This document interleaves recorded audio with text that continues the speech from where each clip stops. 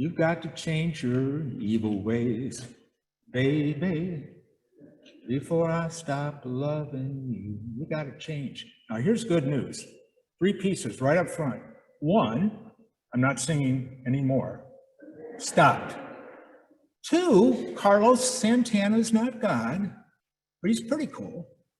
And 3, that God does love us. No matter who we are, no matter what we are, no matter where we are, God's love is not reserved. It's unreserved. It just keeps flowing and flowing and flowing to the whole world with the hope that each person, each child of God can embrace that love, be filled with that love, and then share it with the world. And that's pretty good news. It's always been that way. If we go back a few thousand years to Palestine, the scene of this story today, a few things to remember again. First of all, Palestine is a property of the Roman Empire. It's controlled by the Roman Empire. It is seen by Rome simply as a trade route between Egypt and Rome. And it's an important piece of property that has to be maintained. It's essential that trade can flow back and forth through this portion of land. And to do this, to make sure that that trade route is safe and sound, they employ what is called the Pax Romana, the peace of Rome, which really isn't all that peaceful. It's a type of an oppression. It's guided by fear. It makes sure that the people stay in their places, pay their taxes to Rome, and don't cause any kinds of disturbances that could slow up fair trade, or so it's called. Now, in Palestine, what Jesus and his disciples are dealing with, beyond the Pax Romana, which is serious stuff, is that 90% of the people in this part of the world are poor. They have 10% of the wealth in Palestine. 10% of the people control 90% of the wealth. I think you can already see a kind of a challenge unfolding for Jesus and his disciples. And to make it even more interesting or more challenging or more sad, the Roman Empire embraces a cultural perspective or just an atmospherics of honor and shame. So if you are wealthy, you are celebrated in the world. You have honor. If you are poor, you live in a state of shame. And you're reminded of that regularly.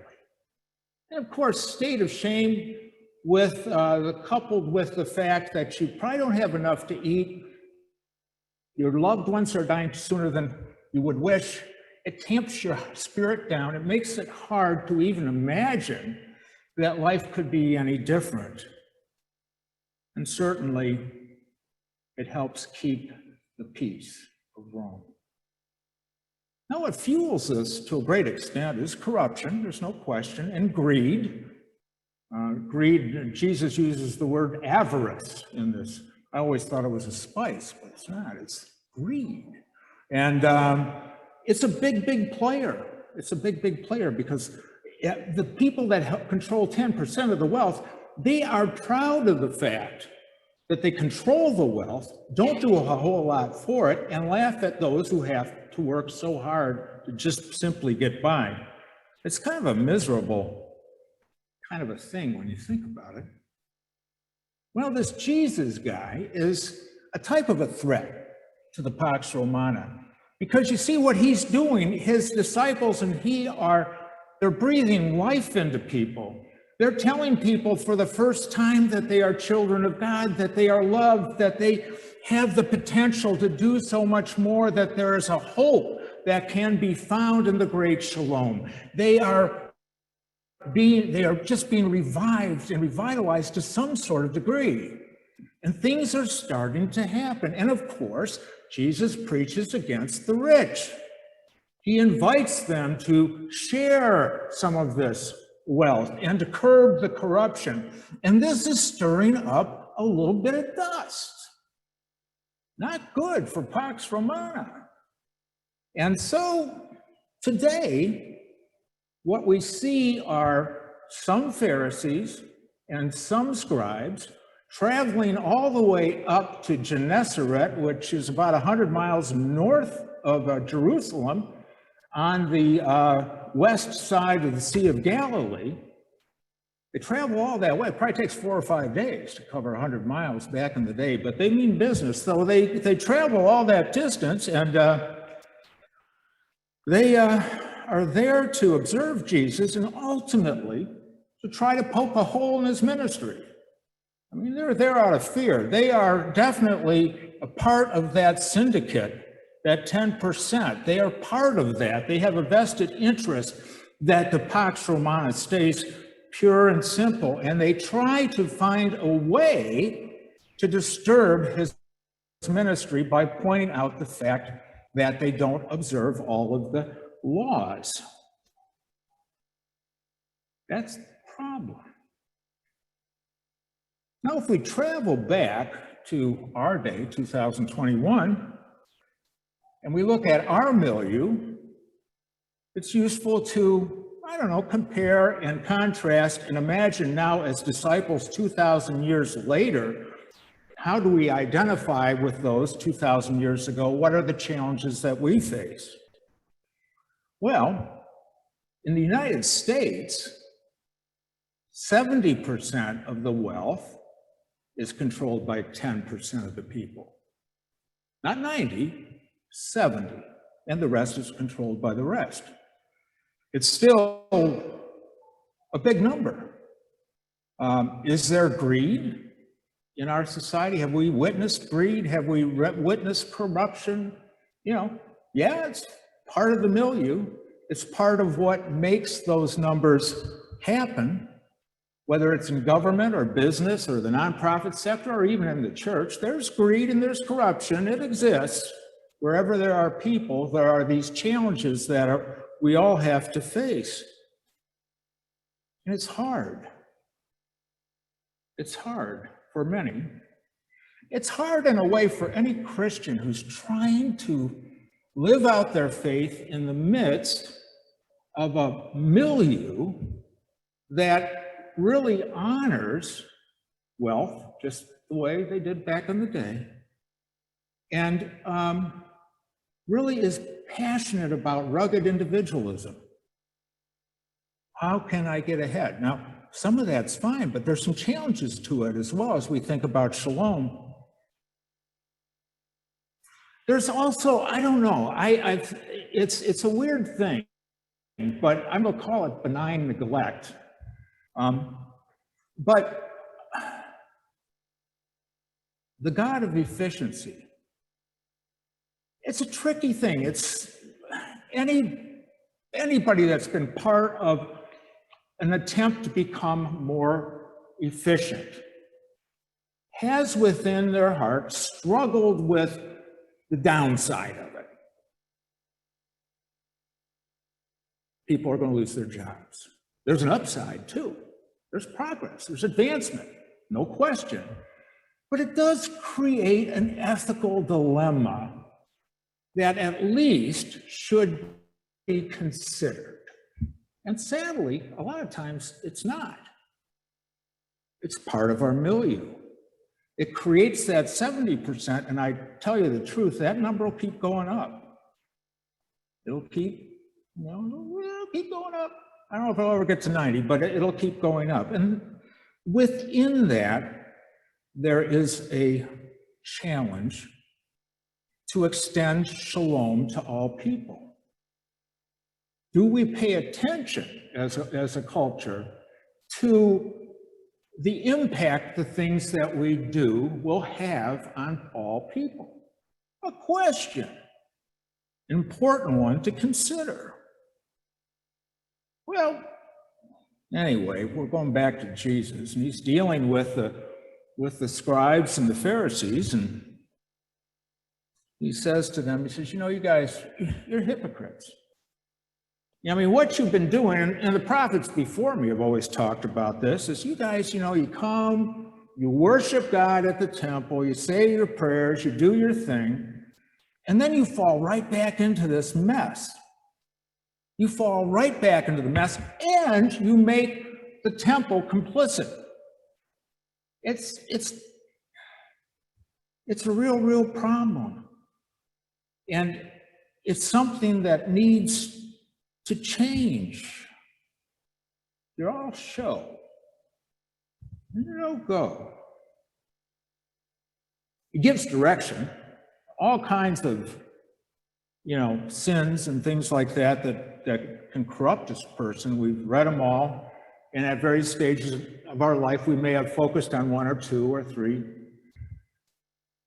But the big one for Jesus, the big banger, and again, personal piety is very important, not even a question. That's for each of us to work out. But the big banger, the one that if you can get a hold of it, it opens the door to shalom, and that is greed.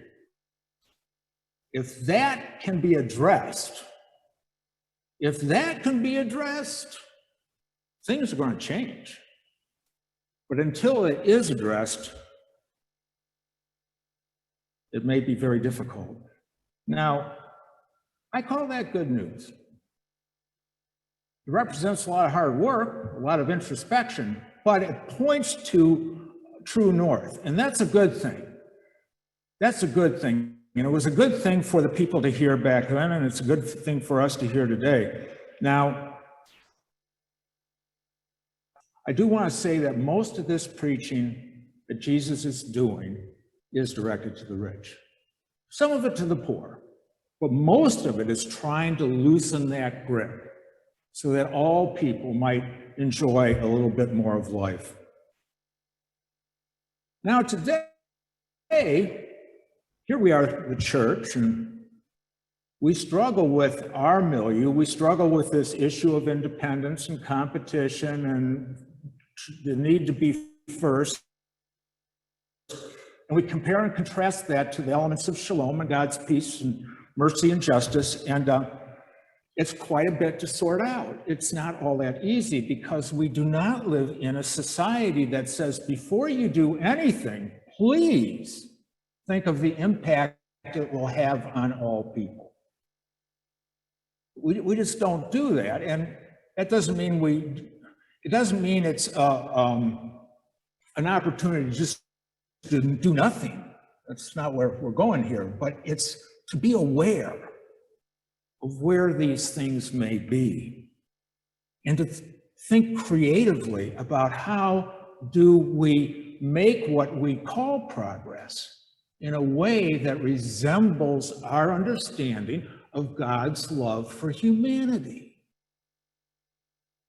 It's something to think about. We've been given a roadmap. Jesus gives it to us. We know what the issues are. We've been given our faith. And we've been given the opportunity to be God's hands and feet. The big issue is probably still greed. But in the end, this dilemma, which can result in one big headache, this dilemma represents for us an opportunity to go on a new adventure. A new opportunity to look at life differently, to look at how we respond to things differently, to recognize that Jesus is always with us, to know that God's love is flowing to us, to recognize we have the encouragement from the Lord himself to take important next steps. And so what this gives us, if nothing else, is an opportunity to discern what really is going on in life. Is this of God? Is it not? How do I respond? How do I articulate my belief? And We're always going to have some evil ways. We're always going to make some mistakes. But we've been given the gift of the eternal now. We've been given today. We've been given the opportunity to truly make a difference in this world. Amen.